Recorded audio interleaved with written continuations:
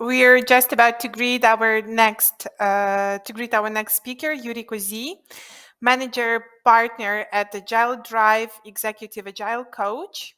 And Yuri is one of the pioneers of business agility in Ukraine, going far outside of the IT domain. He left a successful career in IT to teach and coach teams in various industries, like the companies like Vodafone, like Borjomi, OTP Bank, many others. And as a managing partner for Agile, Yuri and his fellow coaches run organizational agile transformations in Ukraine and beyond, helping people regain meaning, purpose, and joy in complex enterprise environments. And in this talk, we're gonna discover insights and patterns from various organizations on what's going on in the C-suite these days and how it can either hinder or support your organizational agility. And what is more, we're going to hear some CEOs' confessions on agile organizations and other meaningful tips. So, Yuri, are you with us? I hope so. Okay, we can't wait to hear the tips from you All and right. probably especially some confessions. So let's get it started. All right. Thank you for having me. Again, a warm welcome, everyone. I hope you have already digested your lunch and are ready to pursue new knowledge. I guess you might be a little bit overwhelmed with all of the topics, but it is what it is. The conferences these days are full of knowledge, and we are craving for your attention right now. So thanks for presenting briefly what I'm going to be talking about, and agile beyond the teams level is today's topic. So we all know how the agile on the team level looks, at least in theory and in practice, and often these are different things, unfortunately. But what about the middle layer? Well, all the product owners and their leadership are situated, or what about the C-suite? Is there changes of behavior somehow necessary, or changes in mindset necessary for teams to run better, faster, and happier, or they're just gonna continue what they do and they are not related with the team? So these are the things and misconceptions that I will uncover today. Yes, a few words about me.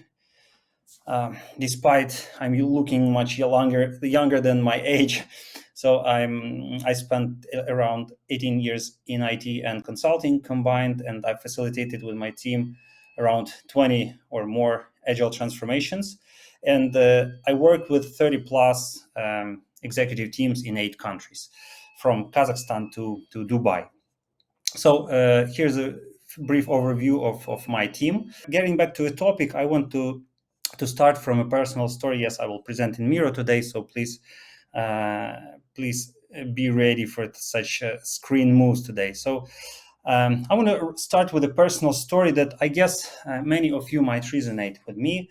In this talk today, I would like us to have a sort of an agreement. Why do I say sort? Because I cannot hear your yes. But what I would like to ask you is, if you feel that the story I'm sharing, this one or some others, resonate with you, that you totally feel, you know how it feels because you've been through this experience, please put plus in the YouTube comment section. Or if it resonates very much, put multiple pluses. What it will give us, it will give us all together the joint feeling that we are not alone in these sometimes difficult stories in our enterprises, and feeling that if this guy could do this, I can do this too, right? So I hope we have agreed. If we agreed, please put plus in the YouTube comment section, and by the time I'll continue with my story. So I'm recalling, like, back in 10 years ago when I was a young project manager or scrum master. The border was pretty fuzzy for me back in those days. I remember this. I had a couple of projects inside of the organization. Then my boss is coming to me and she's saying, Yura, here's your new challenge. And there's a complex project, multiple locations here and there across the pond. And we run Agile here. So you better go maybe read some books or articles, what it is, and and how to cope. What's your role in Scrum, for example? So okay, fine. I went on to read the books, and the more I was reading, I tried to apply something on my level of influence. That's fine, but the more deeper I went into this thing, and specifically when I got to the CSM training, the Certified Scrum Master, it was like a blast, right? It kind of structured down everything how it should work in my head. But my next thought was the following: okay, I'm doing my thing on my level. I now understand better what's expected from the Scrum Master on the team level, maybe even on stakeholder level, but I don't have impact on all of these guys above me. So this excitement quickly changed to frustration that I cannot always change behaviors of, say, 5 stakeholders who are probably acting like product owners, but no one takes charge to be one and single source of decision making, like we expect from a single product owner, right? And my tries to talk with them went fiasco, right? They just didn't want to talk with me about a single point decision making. And so, returning to my story, excitement quickly changed with the frustration. If you feel you resonate with this, there are things happening in the organization beyond my level of influence, not really agile. I mean, like conflicting priorities, misalignment, desire of certain stakeholders to put something or to push something into the team's sprint, right? Something totally unexpected and maybe not well refined. So later on, I learned how to deal with that stakeholders, etc., etc., and I moved to consulting, and then I hear the very similar misconceptions even these days from the C-suite. So when they have a desire to make their company, let's say, more agile, or to be able to quickly react on the market challenges, and they try to hire a consultant, and we speak with them, I hear things like, well, Yuri, Agile is for IT, right? Or, yeah, Agile is a thing regarding team productivity, so this shouldn't really affect the top suite, right? Or we like this framework, but we don't do the change in the organizational design, and so don't touch the executive level. So I call them misconception because this is something that can be worked on with them. But the next slide shows the whole pain of the person from the middle or teams layer, right? It's a quote from a coaching session recently that I had with one of my clients. He's a chief product owner in the large enterprise, and he bravely shared, and Yuri, after years of work in this organization, me and my teams and my fellow product managers, product owners, we sort of learned how to deal with that, let's say, chaos from the top. For example, constant changes of directions, lack of strategic alignment, etc. And I sort of got used to it, to that chaos, and I seem to be pretty effective in it. But he continues, what if we give this chaos a little structure? If our stakeholders knew maybe some prioritization techniques, knew better how to find meaning, how to get to a single decision when we have multiple views, that would, he continues, that would give me and my teams and around me much more efficiency, productivity, and say happiness if we could eliminate that chaos by giving it a little structure. In this topic today, I'm specifically targeting these guys that I assume the majority of our today's audience is the teams and middle layer managers, because the top level managers rarely visit Agile conferences, unfortunately. So my goal is to help you understand how things can look on top, and how can you influence this from your perspective, from the place where you are, right? So first we will speak about the company-wide Agile. Is it really possible? Then do the executive board's take on that, or what the CEOs think about the business agility, in fact. And third, but not least, how can you influence it from your level where you currently are? All right. So let's start with this thing, which is, in case you don't believe me that Agile Enterprise is actually quite a possible thing that kind of can happen in our industry, in our universe. I will share you not my quotes, but quotes from the big three consulting companies, which are Bain, BCG, and McKinsey. So they are typical management consultancy firms with consultants wearing suits and being so serious with their arguments, and they seem to know everything. But in the recent years, from my observation, my talks to those guys are the following. These guys kind of start understanding agility and why it is necessary in all of the kind of transformations, business or digital transformations. And uh, after 5 years of trying or purchasing agile coaching companies to get better expertise and understanding, they got a feeling what's the core thing to influence when the organization wants to become more agile. So here's the first quote from the Bain and Company website, which says briefly, a truly agile enterprise requires that the company's top officers embrace agile principles too, right? Second one is from the Boston Consulting Group, and it says pretty much the same. So agile requires a leadership team that is fully united, willing to look outside for inspiration, willing to really embrace radical change. Again, the focus is the top team in the senior leadership. And last but not least, quote from McKinsey website from the chapter Digital Transformations, like a top statement is, successful agile transformations need strong and aligned leadership from the top, right? And I see this shift in the industry. I'm lucky to have conscious clients that are ready to start from the top and ready to embrace change, but it isn't always there. Yes, but it wasn't always there. But the next question I get from the student, it has some maybe hidden or not hidden skepticism when they say, "But Yuri, what do you mean that top executive team should act, think, and breathe like an agile team? Do we have to have daily stand-ups?" So I treat this to be a sort of a defensive skepticism, but after a few discussions like this, I had to come up with this picture on how I see the top team acting like an agile team, right? So basically, you know what are the prerequisites or characteristics of an agile team, and they are all there, right? Clear mission, common goals, cross-functional collaboration, improvement, etc., right? And the last but not least, CEO is ready to act as a PO of the business.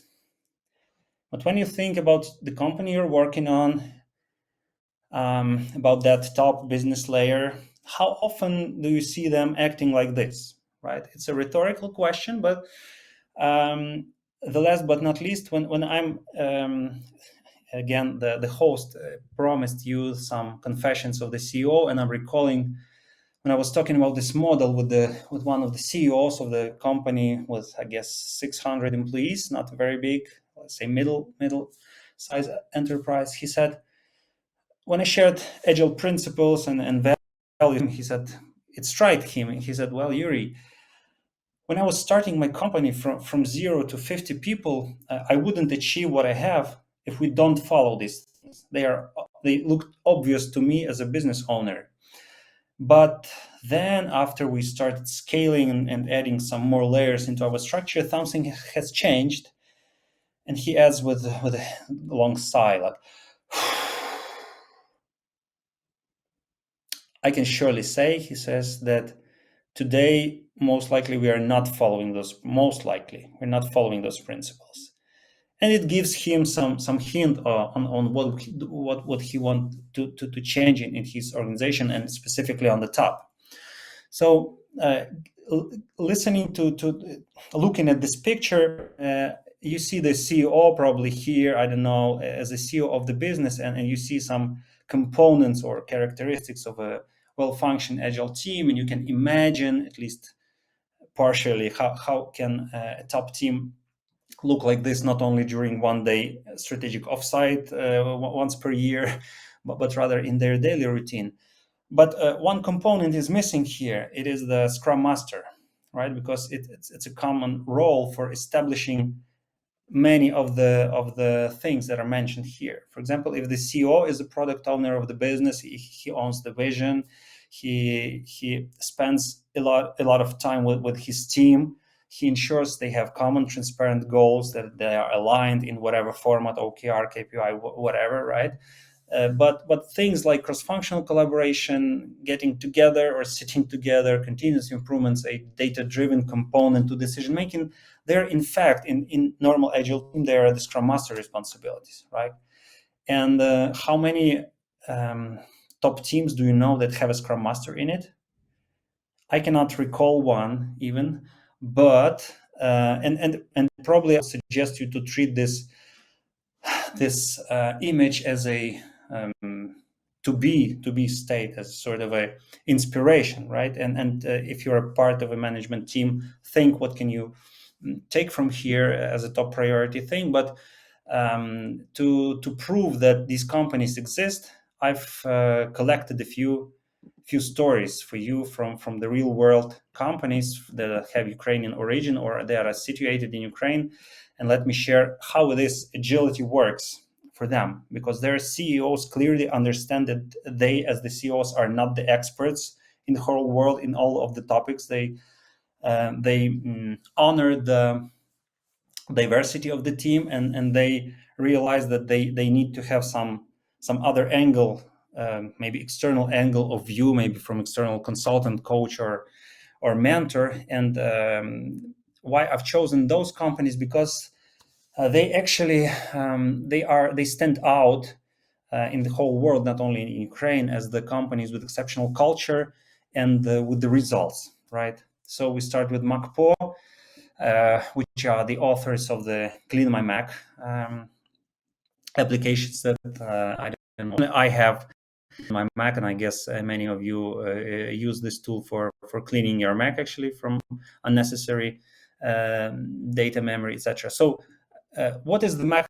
The organizational agility, they have an in-house squad of coaches, and these coaches, I'm lucky to know a few of them. They actually work not only on the team level, but they are invited by the top level, for example, to design and facilitate and reflect on the strategic session of the top leadership, right? So treat this agile coaching, or team coaching as they call it, function as a respected unit of the organization, that most of the employees know how to use their service to improve or to navigate conflicts, etc. Next one is Grammarly. So these companies, yeah, they are exceptional. They have, I guess, around 15 billion market capitalization, great product, usability, happy customers all over the world, and investors, etc. And right now, despite their top executive team, they are relatively young, in their young 40s. They're now hiring the chief of staff. So this vacancy is still open, by the way. If you feel capable, don't hesitate to apply. And from the description on the vacancy in the LinkedIn, it looks very much like a Scrum Master for the C-suite. So it contains things like the person who will be on the board, who will help us keep focused on our strategic initiatives, who will ensure cross-functional collaboration, etc., etc. So looks like, despite having a great, capable CEO from the Silicon Valley, they realize the need of together as a board. So it's a pretty humiliating practice that I heavily respect, right? Being a great company, but still looking for ways to improve. Evo, the biggest marketplace in Ukraine, from UA. So they have a chief of culture and transformations, Victor. I'm saying hello to you, and which is actually a person who is in the board and who has the internal coaches and psychotherapists reporting to him, a part of the HR function. And they do extensive agile executive coaching for top suite, and especially the CEO. So companies realize that despite this image of the CEO might look like it's a person that is in charge of successes and failures, but in fact, from the standpoint of the organizational development, any CEO is the main bottleneck to the organization. So the more you invest into coaching, developing and teaching your CEO, the more opportunities you create for the growth of your business. And the last but not least, NetPeak is I would say, conglomerate of digital companies. This is actually what I know from them. They do have daily stand-ups for the C-suite. Yeah, their C-suite guys are people like us, like in their late 30s probably, but they realize the importance of having like every day 2 p.m. they spend 15 minutes for a daily stand-up to check in and check out, right? To understand how are we doing as a team, does anyone have any difficulties, do you need support, etc. So daily stand-ups really exist for at some teams. So after learning that, right, that top team can function like that, and they desperately need things like, especially the continuous improvement. Frankly, if the top teams would have some practices for continuous improvement, they would not need me as an agile coach. They would not need any consultant coaches. But people are people, and they're typically most focused on results, not the process. So we have what we have. So let's move to the section that I call making an impact, right? Because that's funny, Yuri. You told us how it can work, but it might be easily implemented with help of external people, external consultants. But I am, say, if you're a Scrum Master, Agile coach, product owner, or engineering manager, whatever, you might be interested. How can you influence? How do you engage top team into to help your teams to be more satisfied at work and have more happy customers, right? So here are some practices that you might know, but I've prioritized them by the growing strength of their impact on the productivity of the top team. So the first comes the PI planning. You might know this practice when you have multiple teams developing a single products, or some teams that have dependencies on one another. It's wise to maybe once per quarter to organize a so-called program increment planning. It's a practice from SAFe framework, but you can, even if you don't use SAFe, you can use, and I highly encourage you to get together per quarter for a day or two to groom your backlogs and to find out how to manage dependencies during this quarter, right?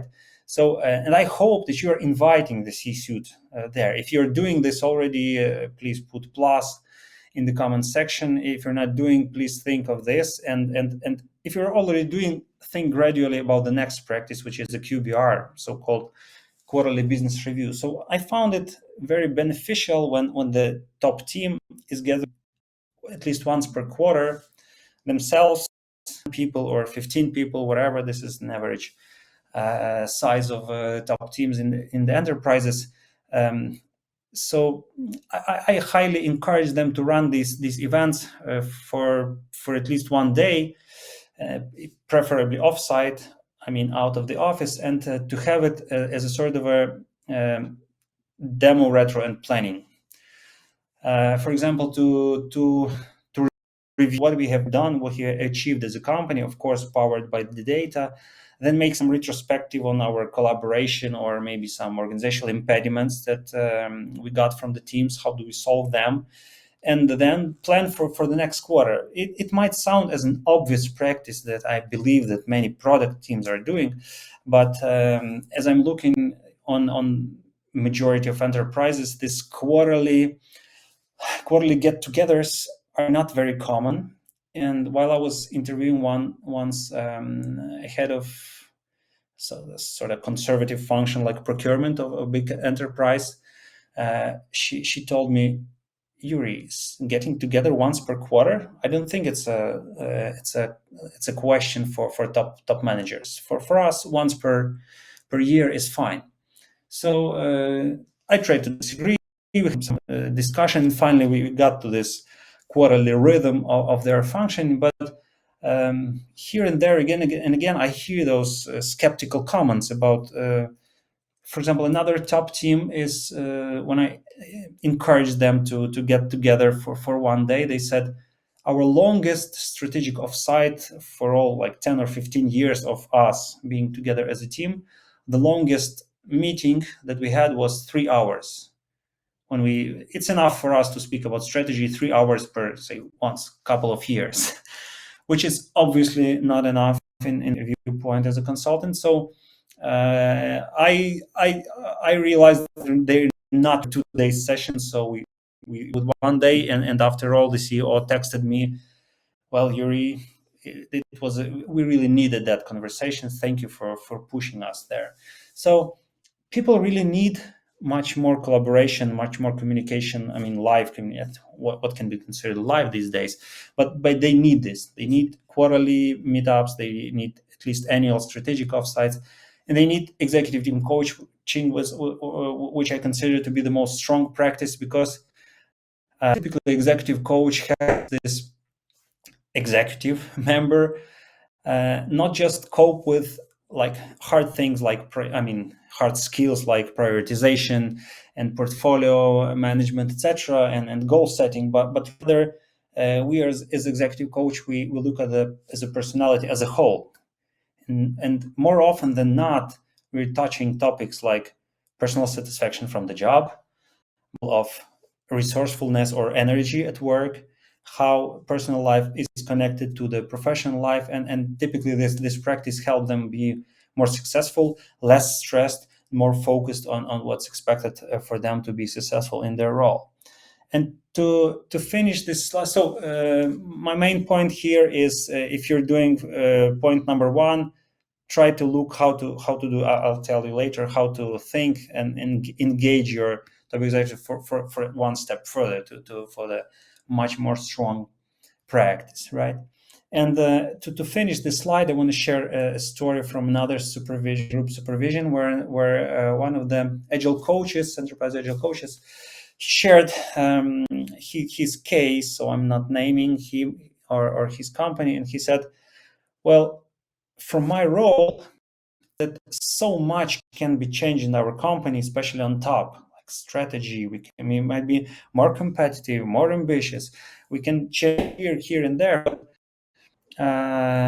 Later, I tried to focus him on what he's currently doing to achieve that, and he said, "Well, frankly, I tried to speak to the top executives, but they're not listening to me anymore. They just say, here's our job and here's yours," which is not very collaborative, but it is what it is. So I asked him what he was doing to give this result, let's say. And he said, well, he reflected that mostly I was sharing the team's problems to them.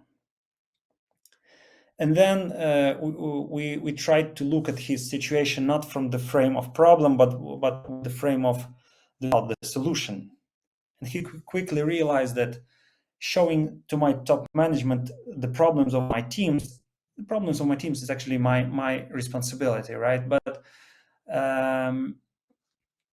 he quickly found out that he and his team, they don't have any like strategic goals and product goals tied to that strategic goal. So he realized that being a mirror for the top executive is not just showing the team's reality, showing the team problems, but rather, for example, showing that the team is not having the product goals, for example, or metrics by the top executives will measure their success.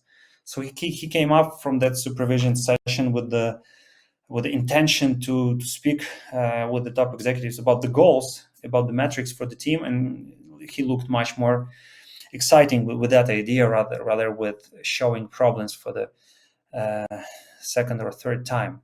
So again, if you resonate with this story, put plus in the comment section, and with this slide I'll try to answer the question. Okay, Yuri, this sounds reasonable, but I don't have any allies, any friends in top executive team. So how can I influence that if I don't know many people from there, and the people I know, they're typically resistant to my ideas, right?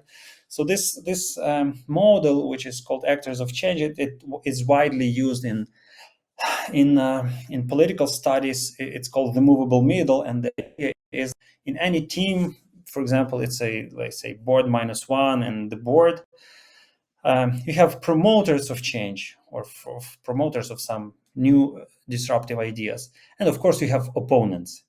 And if this change is not happening, which means that this system is pretty balanced. So promoters, the level of cumulative level of influence of promoters equals cumulative level of influence of opponents, and they sort of stabilize each other, and the system remains in their status quo, which is the very popular format for, for the top executive teams.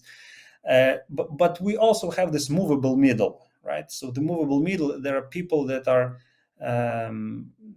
they haven't yet decided are they against change or they vote for the change. So this is actually the people that you should be striving to move to the promoters tribe, let's say it, right? So how do you do this? Of course, if you're a middle level manager, you cannot do it directly, go to them and inspire whatever. But I would suggest you using the promoters that you have connection to,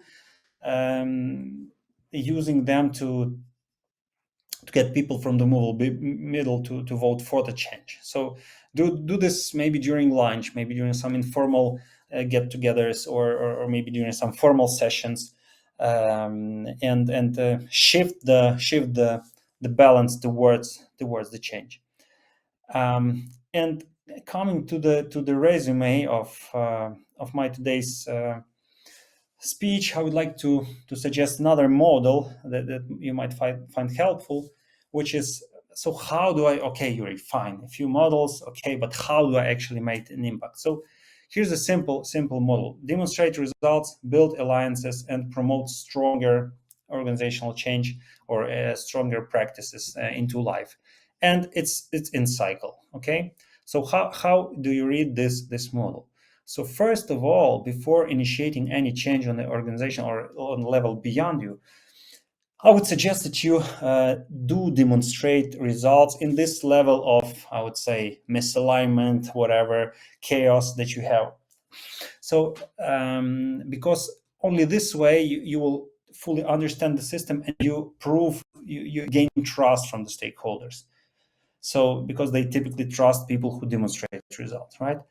As long as you demonstrate results, I would suggest you not to get stuck in this demonstrating results in chaos. Another story from another product owner from my personal coaching experience. So a product owner sitting in front of me during the coach was pretty tired with lack of energy, and I would assess he was close to burnout. And his case was the following: so, Yuri, I'm demonstrating results. I'm feeling super owning a lot of problems, right? And what's specific, my issues of my teams and of some neighbor departments too. So it seems I feel like nobody in this company is owning anything, so I'm owning all of that. And of course, he took a lot of burden on his shoulders and was close to burnout, because you cannot steal responsibility from other people and make them do what they don't want to do. So he was sitting and realizing, like question by question, phrase by phrase, that he should not get stuck in this mode, and he should be more brave to say no, to misaligned requests, to say no to owning responsibility for someone else. And it was eye-opening for him, because he said, I've been doing this for my whole career, doing some good things instead of the other people, right? And stealing responsibilities from them, and that actually undermines my personal performance and my satisfaction in job and life satisfaction. So I would rather move from point one to point two, build alliances with either internal staff that have enough power and influence to change things, for example, initiate QBR sessions on a regular basis, or build alliance with external coach who help me persuade my top management to drive some more healthful practices, agile practices on the top level. So as you build alliances, I mean, with these guys, with promoters of change, you can move to the point number 3: promote stronger organizational-wide agile practices, which are these practices, right? So and think of it as a continuous cycle. For example, if you reach the consensus in the top team that they are ready to try strategic offsites annually to align on strategic goals, then you can work with that, or help them organize that, and then move to maybe more strong practice, suggesting them to work with a mentor or external coach. So after this cycle, I would like to show you the following slide, was when we are approaching the end of the presentation. So during this conference, you will hear a lot of inspiring things, and I would like you to return home, to return to your organizations, and look on them with the eyes of a newcomer leader, like this Harry Potter is reading the important letter from Hogwarts. So I would like you to forget the saying, we've always been doing like this. So I'd like you to be the challenger, to think, how can I challenge things that don't seem productive for me, for my teams, for my boss, for my stakeholders, right? And be enough brave to speak up and to challenge those guys, because they like to be challenged. They like challenges. But be aware to present it correctly, not in the form of problem, but rather with the form of a challenge or a goal, etc. So before we wrap up, I want you to use the comment section on the YouTube and write maybe briefly your key takeaway today. And I think I'm open for your questions. Thank you, and I appreciate if you find me on LinkedIn if you have any issues that you'd like to discuss, and to bounce ideas with someone. You can ping me. We can find a slot, and I will help you find a solution. So thanks, organizers, for having me here. I'm open for questions. Okay. Yuriy, thank you very much. It's such an energetic speech. I think we're going to give a few minutes to the rest of the questions. Okay, yeah, sure. You're back. So we've got the first question here. How would you engage the product team to verify the hypothesis without coding?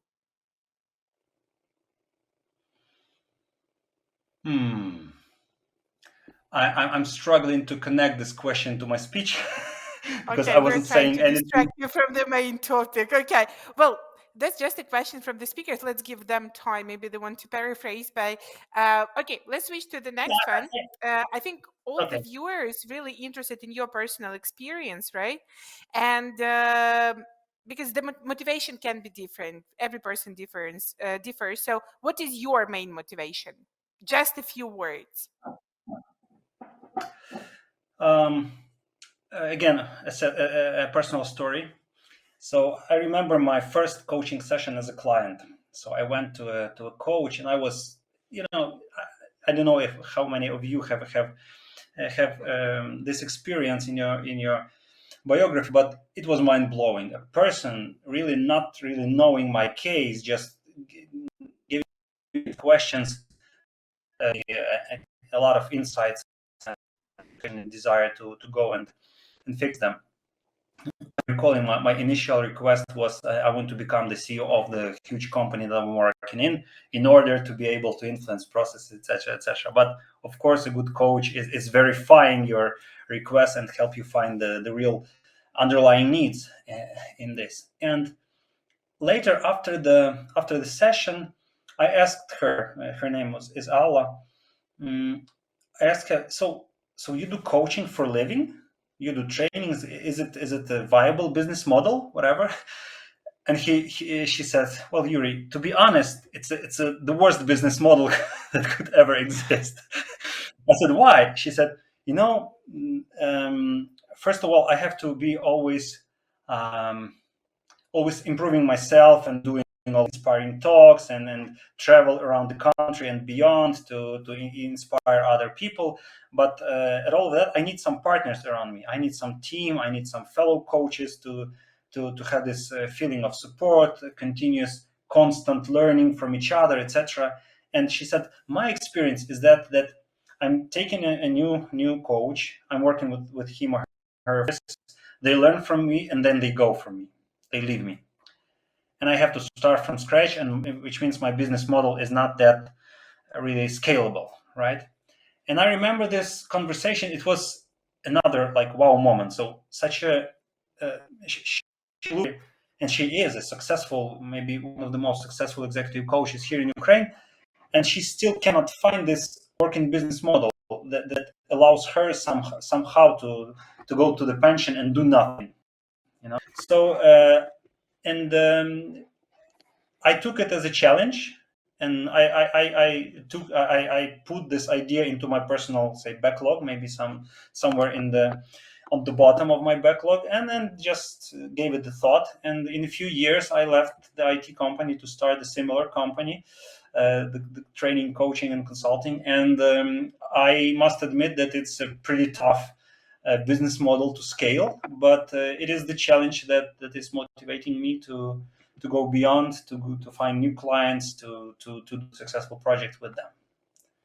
Okay, thank you. Yuri, let's expand a bit. We've heard already about this coach you've met, the person who basically Okay.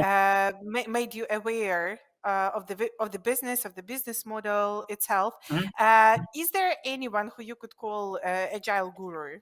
Like who do you follow to get more knowledge, more motivation? Maybe you can Mhm. provide us with a list of names or anything which Yeah, sure. our Sure, viewers sure. would like to follow.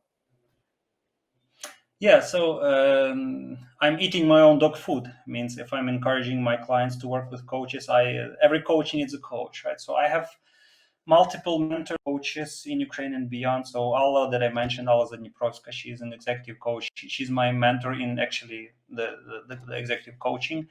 Natalia Trenina, she's my, I would say, first teacher and then business partner later. She was the trainer for that Scrum Master training that I attended some 8 years ago or something, and she's influential business leadership thinker in Ukraine. I have a mentor in the United States. Her name is Sherry Silas. She written a very exciting book on enterprise agile coaching. I have a mentor in Czech Republic, in Switzerland. So you know, I consider this to be a really quick way of learning and progressing. Having some more experienced person on your side, ready to on the, I don't know, phone call distance to help you solve your ongoing issues, because this job is psychologically really tough to work with C-level and they're to encourage them for the changes that they are very inclined to make. It's a psychologically tough job. That's why I try not to work 5 days a week, but it's still an ongoing challenge. And you're still working 9, right? You're trying to work less No, than no, no, no, 7, no, and you no. work 9, No, no, no, Yuri. no, no, no, no, no, no way, no way. So yeah, I'm pretty organized. I work 10 to 6 on the work days only, and I allow myself some 1 or 2 hours of reflection on the weekend, and that's it. But these hours are Yuri, really intense. if we're talking about your personal experience, because we have very different questions related to cases and Correct. related to your experience, Correct. probably let's take one more about your personal experience. So, how much time it took you to get from starting point to where you are now? Would you understand that's probably an endless way of development of Yeah, yeah, improving yeah, yourself, sure. but still. So I took my first coaching. I took my CSM class 8 years ago, and I think it started a conscious agile coaching journey that I'm still on. I took my coaching education, which is I think 3 or 4 months, a few modules, typical starting point for coaches in 2016, which is 6 years ago. And I left the IT business and moved to agile coaching in 2016 too. So you can consider this to be 6 years, but I think there's one more important glance to my career is that I'm an entrepreneurial type of a person. So before Agile Drive, I had around 6 startups. Either it's a venture startup with a venture capital, or it's a musical band with all of the festivals running, album recording, etc. So I had that kind of leadership entrepreneurial experience since, I think, maybe like 20 years ago, I would say, if I'm not mistaken. So it's a very and it's actually what inspires me in this agile coaching community, that most of the people have been working in the enterprises, but then they found this call of passion, and they can have like musical background or artistic background, sports background, and then they mix all together and become really really exciting agile coaches for their clients. That's how true calling can change your life, right? Make transformation. Yes, you have to be out of this world somehow to keep career these days, right? Okay, yeah, Well, most of these definitely. people. Yuri, we've got really nice question, but probably, well, I assume that's a practical case, right? Sure. So, what would be the motivation for middle management to drive the changes if the C level is unaligned? Like, for what reason they should make the revolution, like either make a revolution, climb the wall, right, or to act as guerrillas, partisans inside the company? What are Well, possible there's solutions there's here? yeah, there's even another strategy is to comply and keep the status quo. So as I like to repeat, whenever you are stuck in the difficult situation, you always have at least three choices, right? Love it, change it, or leave it. So if you don't see any motivation to change anything beyond you, you can either love it, keep the status quo, or you can leave and find some passion to change processes in the other company. But speaking of people who choose change as their own main driver, these might be different. One motivation might be, if I change something for good on the organizational level, I might become more visible for guys on top and more likely to enter their suit, right?